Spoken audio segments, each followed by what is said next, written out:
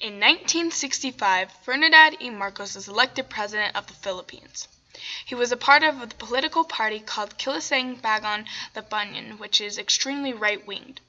Many considered him a dictator because of his forceful and deceiving actions. He often did things that many opposed to, such as in 1966, Marcos somehow got the congressional approval to send troops to Vietnam even though many protested against it.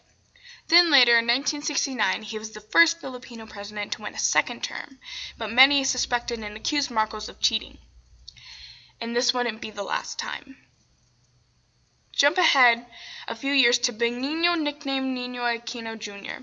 He has been in politics for 34 years, serving as governor and vice governor of Tarlac, mayor of Concepcion Tarlac, and senator for the Philippines. When Mr. Aquino was elected to the Philippine Senate, he often spoke against President Ferdinand Marcos. Marcos saw him as the biggest threat to power. In 1972, Marcos declared martial law and ordered Aquino and several others to be imprisoned on charges for murder, subversion, and illegal possession of arms. In November of 1977, he and 2 others were convicted of all crimes and were sentenced to prison. In his prison cell, he had access to items like a typewriter so the press could keep updated. While in prison, Aquino created a political party called Lakas Sambayan, also known as People's Power, which helped him gain lots of supporters. Later in prison, Aquino suffered a heart attack. Too afraid to have the surgery performed in the Philippines due to the fact that Marcos may sabotage him, he was arranged to have it in the U.S. After a long and healthy recovery, Aquino decided it was time to go back to the Philippines after hearing about the political situation. Knowing that something may happen to him, he went anyways.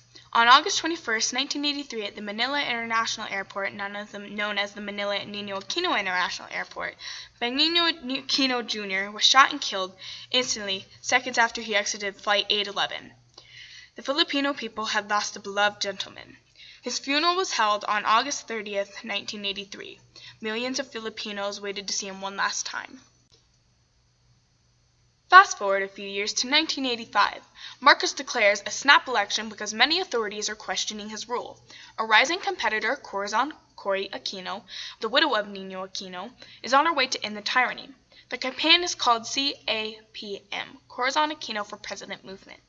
On December 3, 1985, Cory officially declares that she will run with Salvador Laurel as a running mate. She is on her toes all the time running the campaign. Millions of supporters gather at her rallies and campaigns. Finally, on February 7, 1983, the people get to vote. In the next 8 days, the people waited anxiously, only to find out that Ferdinand Marcos had won again. Rumors about fraud and bribery spread quickly, and the very next day, 2 million people showed up at the Luneta or Rosal Park to protest and boycott, all of which is led by Corazon Aquino. Day 1. On February 22, 1986, multiple events occur. Juan Ponce Enrile and his Ram crew planned to attack the Malinking Palace and kill Marcos and his family, but failed and were ordered to be arrested. So they take over Camp Aguinaldo, the military headquarters, for shelter.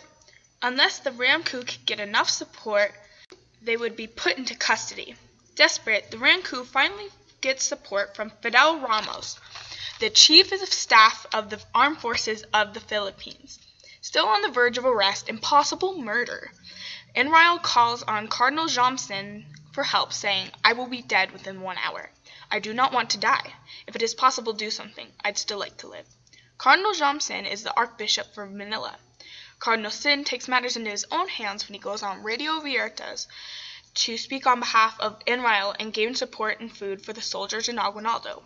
Enrile and Ramos and the other soldiers publicly withdraw their support from Marcos. They claim not to want the presidency for themselves, but rather go to the rightful winner, Corazon. Another troop has been ordered to attack the camp, but ended up joining the Marines at Aguinaldo. Day 2. After Cardinal Sin's call for help, thousands of Filipinos gather at the Camp Aguinaldo's gates to join. At noontime, an estimated 300,000 to 400,000 rebel supporters barricade soldiers in the color yellow. Officers and soldiers who are under General Vere's orders inform the president that they cannot work through the barricades. He informs them to reinforce, but they defy him. On the same day, Aquino arrives in Manila to formally ask Marcos to step down. Later that afternoon, pro-Marcos Marines are deployed to Camp Aguinaldo, where they are met with rosaries, crucifixes, and flowers. Enrile and Ramos make the decision to move to Camp Crame, which is just across the street from Camp Aguinaldo, but the citizens will still continue to occupy Camp Aguinaldo. The people link arms to protect the soldiers crossing. Finally, to end the day, more government officials withdraw their support from Marcos. Day 3, February 24, 1986. Word spreads to Enrile that there is a planned attack on Camp Crame, and another human barricade is formed, led by nuns and priests, which propelled the APCs, Armed Personnel Carriers. The U.S. gets involved too. President Ronald Reagan asked Marcos to step down. General Rivera has given permission to attack EDSA with tear gas, fighter jets, and marine artillery. Tear gas is deployed outside of Camp Aguinaldo, and soldiers take their position at a golf course in Aguinaldo.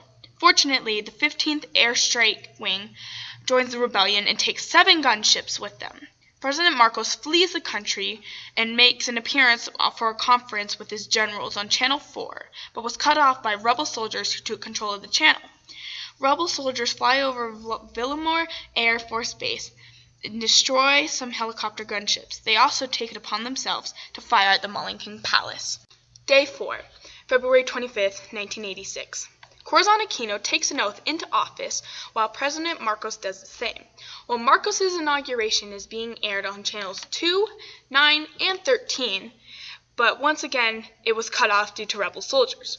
Unfortunately, things take a violent turn when pro-Marcos supporters went to Camp Aguinaldo and clashed with pro-Aquino supporters. Marcos makes one last move to call in reinforcement but fails and flees to Hawaii. At last, the Filipino are free. Democracy was worth the fight, and the risk was worth the reward. The Filipinos celebrated for weeks and weeks over this victory. Nino Aquino's legacy lives to this day. In fact, he is even on the 500 peso note. Corazon Aquino lived a long and happy life and passed away in 2009 on August 1st.